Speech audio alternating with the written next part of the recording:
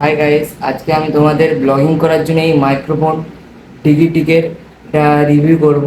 এটা সবচেয়ে বেস্ট, এটা ফ্লিপকার্টও পেয়ে যাবে, ঠিক আছে।